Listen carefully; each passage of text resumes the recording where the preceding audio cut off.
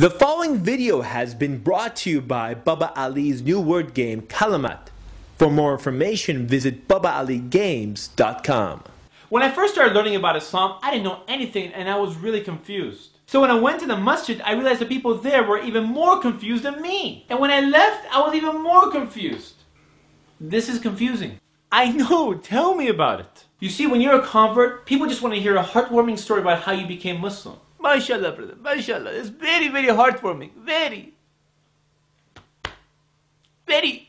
Yeah, but the stuff we don't tell you is what happens afterwards.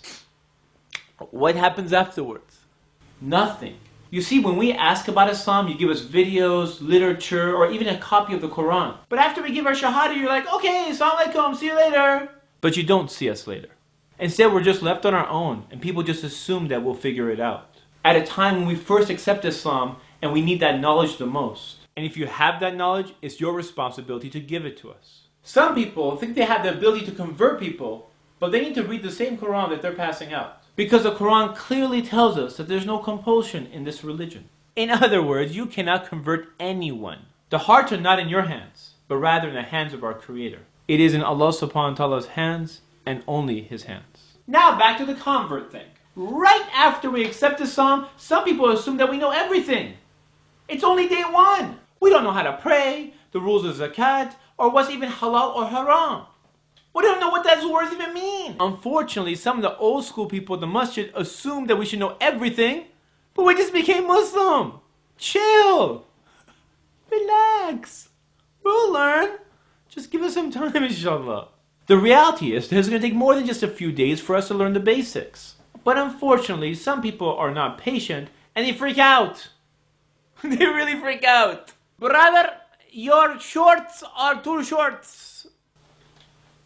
What do you mean? I said your shorts are too short. Too short. I'm confused. I only have one pair of shorts. Okay, your one short is too short.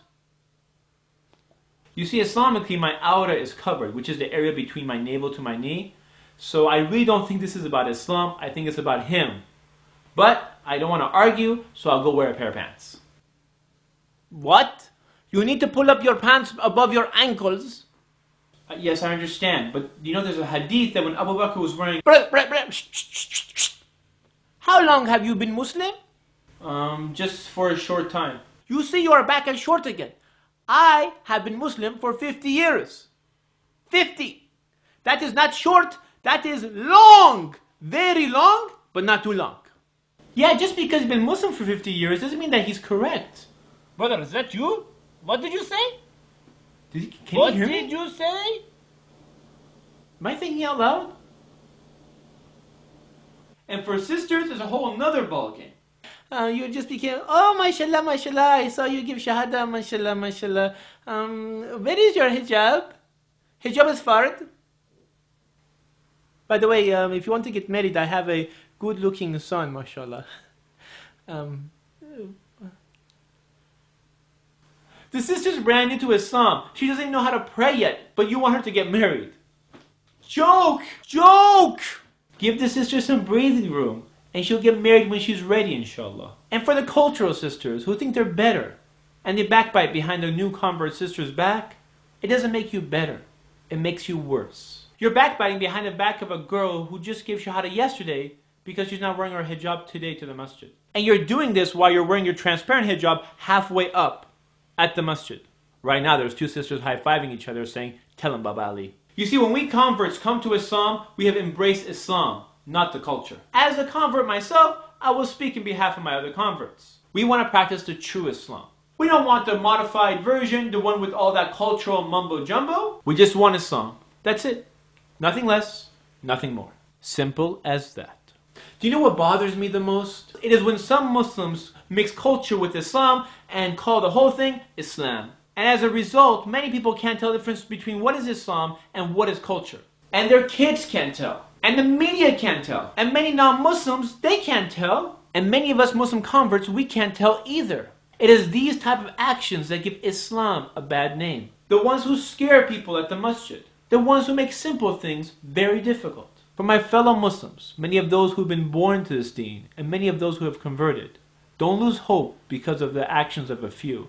There are many good people in this ummah. Many who love the deen as much as you do. It can be very hard when you first accept Islam because many of your friends and your family may not accept you. But you have to remain strong and positive. Now if you can, try to put yourself around good people. Those who have good actions and good behavior. It all starts with your aqidah because that is your foundation. And when your foundation is strong, you are strong. And if you don't have good people around you, try to learn from CDs and lectures so you can increase your knowledge because knowledge is the key. And don't be fooled by the extremists who have compromised their deen for the sake of this dunya. Islam is something peaceful and amazing. And the best way to spread Islam is through kindness and good actions, not by hate. And remember, the day you accept this deen is when your trials will begin.